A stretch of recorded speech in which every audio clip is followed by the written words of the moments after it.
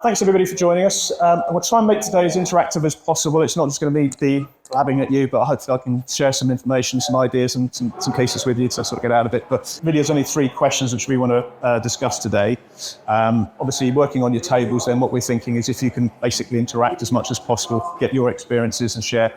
This subject obviously is really at the forefront of a lot of recruiters' minds at the moment, and I think it's fair to say that there are so many developments happening almost daily, really, in this space. So we've put together as much information as we can. I mean, Emily, my colleague over there, is brilliant. She's been doing loads of research. She's spent hours and hours on TikTok watching videos, trying to find out what candidates are actually doing. And it's, I think it's fair to say, it's quite terrifying, really, about the stuff that you can get on. So we'll cover some of those a bit later on anyway. So the first question we want to talk about, let's just go on to the first slide. So yeah, overview here.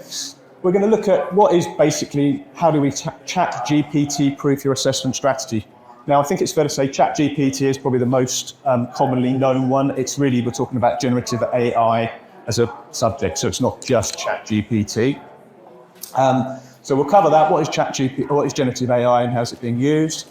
What strategies can you use to prevent candidates exploiting that? And again, as I say, we want to make it as interactive as possible. So it'd be great to get your feedback as well. So anything that you've been using, anything you've heard about, any other ideas you've seen, and obviously I'll be sharing the stuff that a lot of our clients are doing.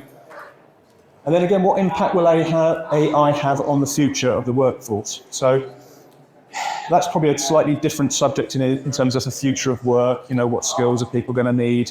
You know, and I think we'll touch a little bit on that, but it's probably a subject on its own, really. So I think really today we're going to focus mainly on how do we assess candidates against, the criteria that you're looking, the motivation, the skills that you're looking for at the moment for the roles, and then how the sneaky little candidates using, generative AI to try and get past that. So the first thing I'll start with, if we look at the ChatGPT, so what is it?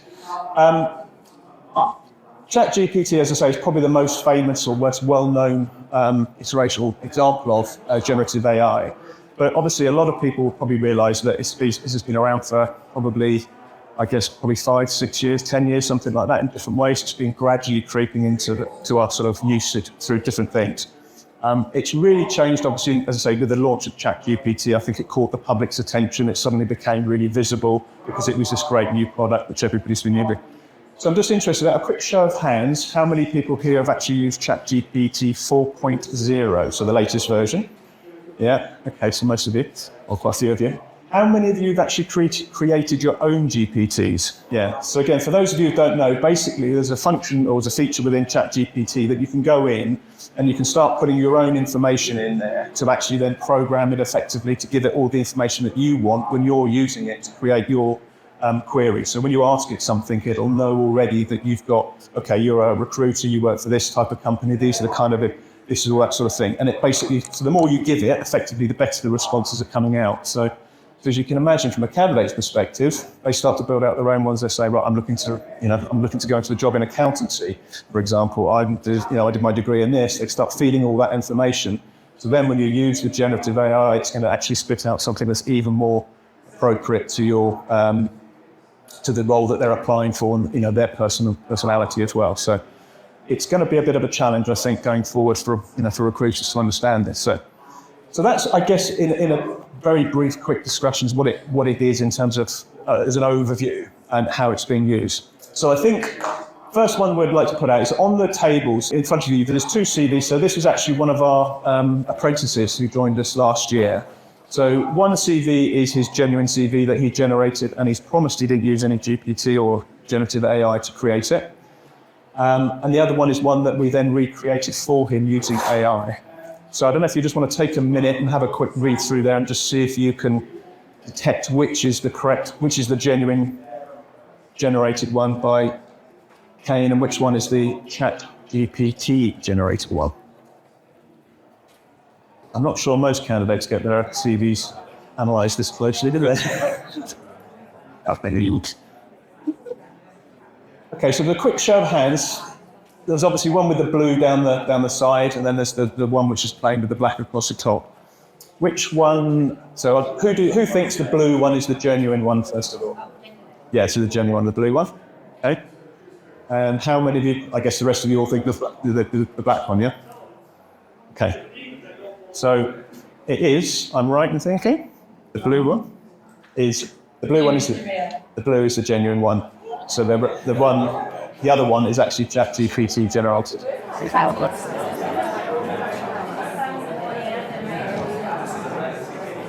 I know. So I think this just really illustrates the challenge we're all up against, And again, it's only going to get worse, dare I say. I mean, I think the one thing that you can, if we're talking about CVs and cover letters, I was up at an event in London, so it's an IHR event up in London earlier on in the year, a couple of months ago, and that was all around early careers. And I think that one of the big common themes was a lot of the recruiters there were saying, do you know what, we're just seeing every CV, or every cover letter is almost just like a version of the same thing. They all look the same because they're all just being put through ChatGPT or whatever generative AI tool they're using, so they're all looking the same. So it becomes really hard then for the employer or the recruiter to actually decide, okay, well, which one of these, is this genuinely a candidate that we're interested in? Have they got the skills that we want to do, that we're looking for? So I think it's, as I say, it's a challenge for all of us going forward as to how we look at that. Okay, so if we move on to the next question then, which is the one you're all waiting for, is like, how do we actually solve this problem? What do we do? So probably one of the first strategies that I think has got some, or has gained some traction, and it's basically where you use a psychological thing. If you say to somebody, do not cheat, you will be found out. We are basically monitoring your application, we're monitoring your assessment. Please do not use ChatGPT or generative AI. A large proportion of candidates will say, okay, fine, I won't do it then. And they will be honest.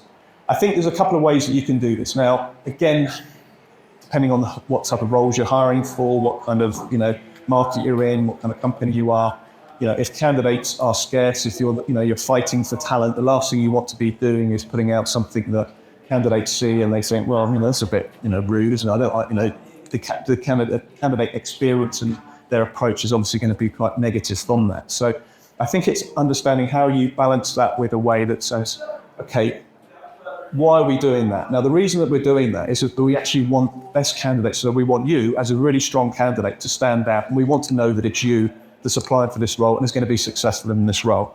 Because there's no point in, if you get the role, if you cheat your way through the system, you get your great scores, you get your fantastic cover letter, you've got your wonderful looking CV, and then you turn up and then 3 months later you're basically, you're no longer there because you just can't, you're just not a good fit for that role.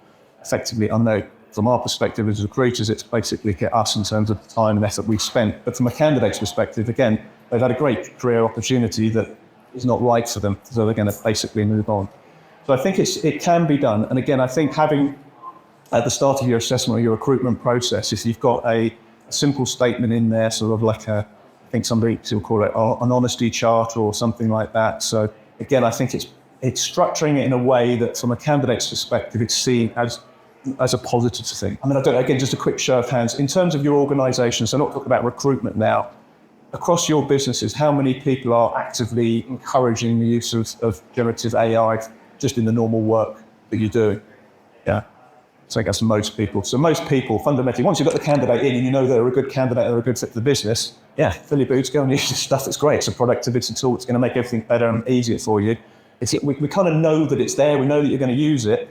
So there is this sort of dilemma, I suppose. And I'll be honest with you, at this stage, I'm not sure what the answer is, really. It's because there's that dilemma. Do you want a candidate to say, well, obviously, I'm going to try and use the best tools that I can. It's the same way as those years ago when you basically go to a consultant to say, rewrite my CV so I look better, change it, coach me. Is that a bad thing? So effectively, all this really is a way of coaching the candidate or helping and supporting the candidate, get them the best chance. Again, then we start to move into this grey area with, well, is that actually, are you being completely honest, or how much are you pushing it? How much are you actually just emphasising this, your key points, your key strengths, your key abilities, the things that maybe you wouldn't think are important for that particular role?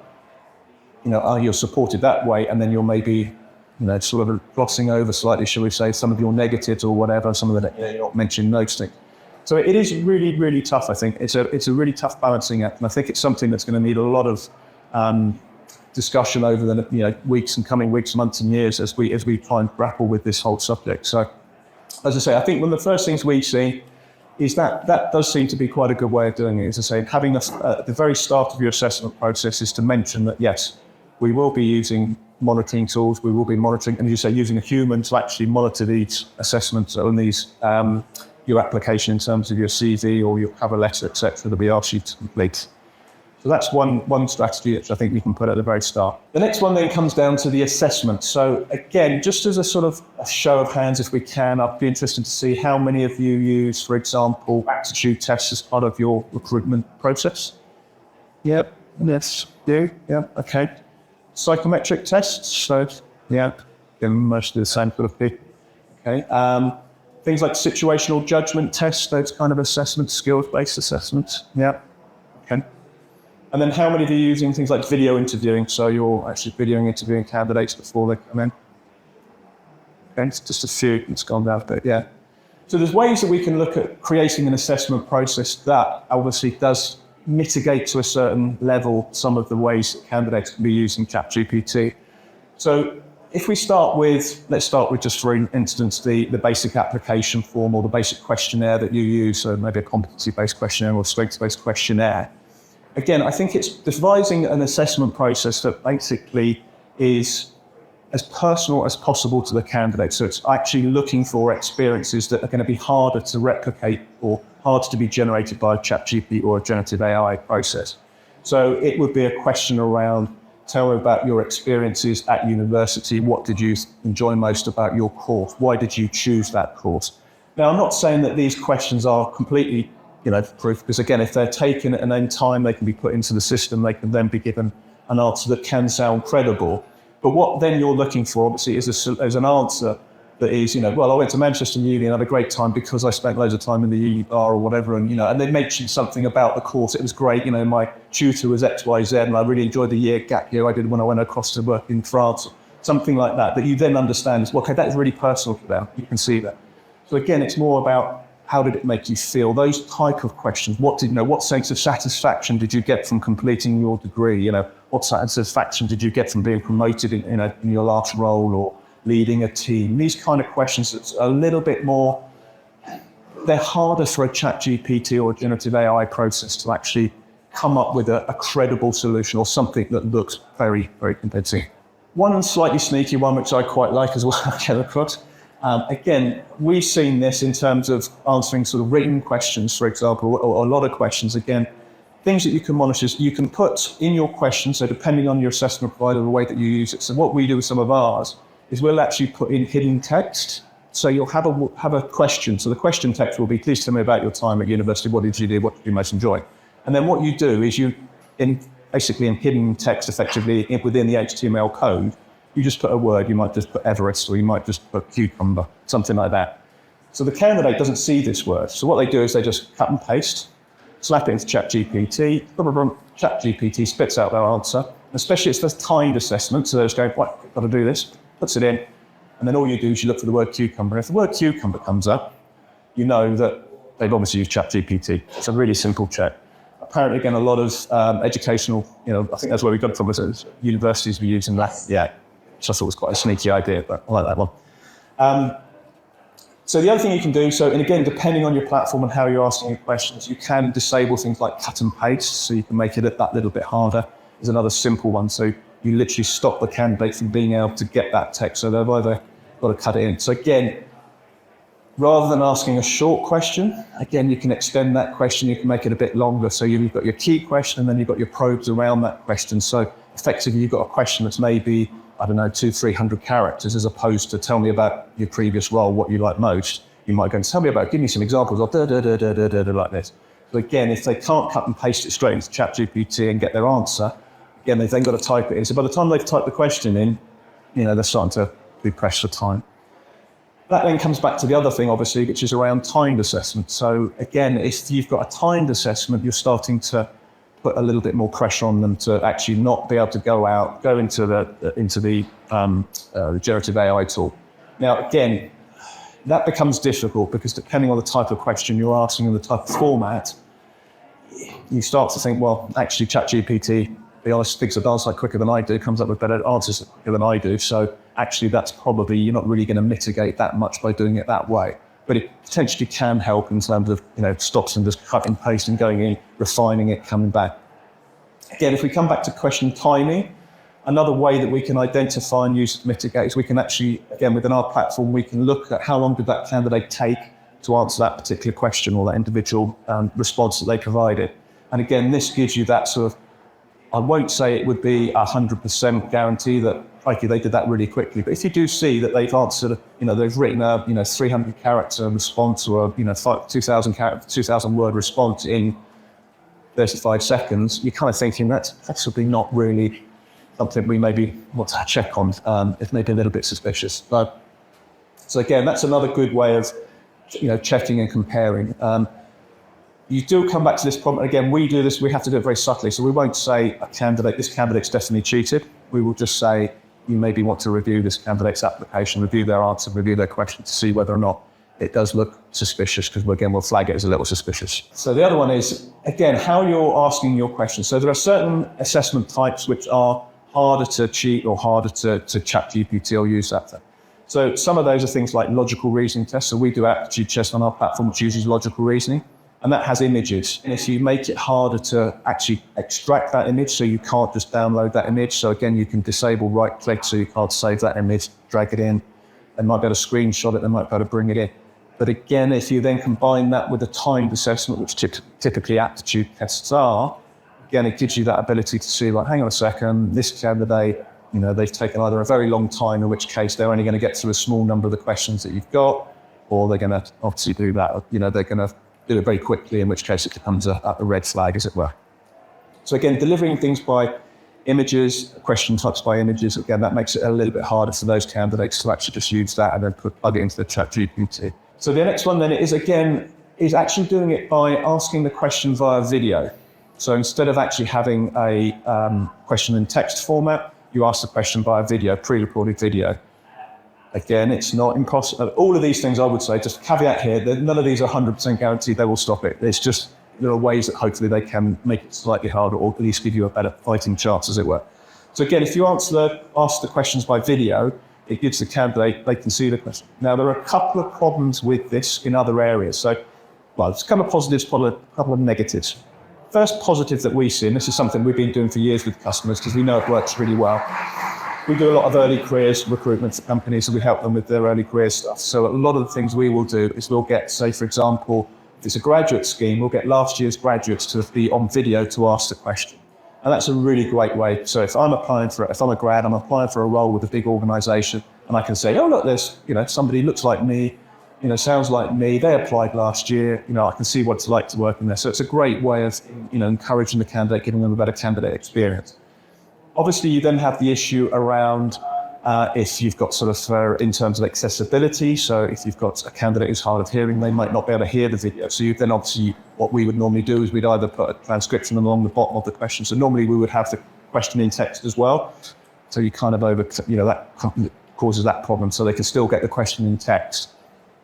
Again, hopefully you can stop the cut and paste, so the question, although it's in text there, it doesn't appear.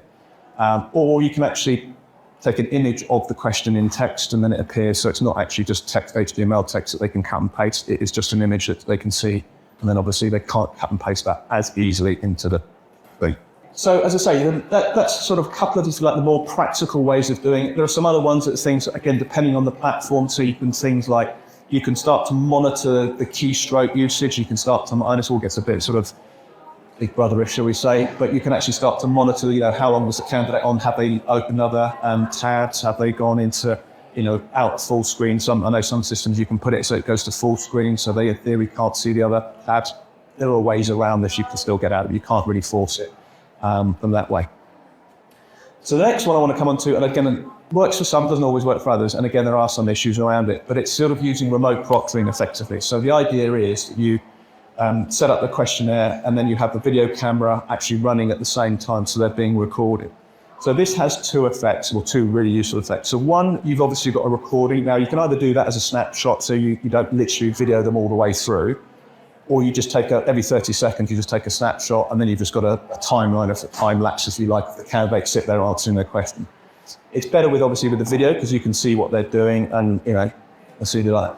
We did a campaign about 4 or 5 years ago. It was one, I think, the first ones we did with remote proctoring on an online assessment for a big investment bank in the city. And it was a maths test, and this maths test was absolutely mentally hard. I mean, we got some really bright developers work for us, and they were all like, total heads gone, massive. I think it was a timed interview from memory. I think it was about 10 minutes to do this, and there was like 100 questions on and say something crazy, and it's just how far you got through all these. So the questions just got harder and harder and harder. And they were really worried about candidates using somebody else to complete this assessment. So we set up remote proctoring and recorded them. And you would not believe the number of candidates that when we did this, even though they knew, because obviously you can't hide the, you know the video camera's on, you can see the little light coming on and everything like that. Basically, the number of candidates where you could sort of see somebody going, oh, so come out of camera. You know, there's literally people helping them, guiding it through that. You're thinking, okay, you're going for a job. I don't know how much this job was paying. It was a lot of money for them. I mean, I think, 6-figure salaries, put it that way. And you're thinking, right, okay. So there is this option of doing remote proctoring. So again, as I say, it gives you two benefits. One, another issue I know that's really big in terms of having, especially with early careers roles, is again, is it actually the candidate that you see taking the assessment who comes eventually to interview? Is it the same candidate? So again, that can help with identity authentication. So is it actually the same candidate? You've got a video of them all the way through. So again, that's another way that potentially can be used. There are some candidates, again, it comes back, it's this balance, I guess, and with all these things, it's that balance then between a candidate thinking, do you know what, I'm actually being, I'm under a surveillance society here. This is 1984 again, I'm being watched at everything I do. I mean, obviously, if we take it to the other extreme, and again, talking to some of our customers, they're saying, no, we're going back to traditional way. So we're actually inviting candidates into our assessment centres, and we're doing our assessments live. So we're sticking them in a room with the laptops, and we're actually watching them do it. So then we know comfortably that they haven't cheated. We've actually watched them. And obviously, there are pros and cons to that. You lose all the benefits of being able to do these things remotely and see a lot more candidates more quickly from other places.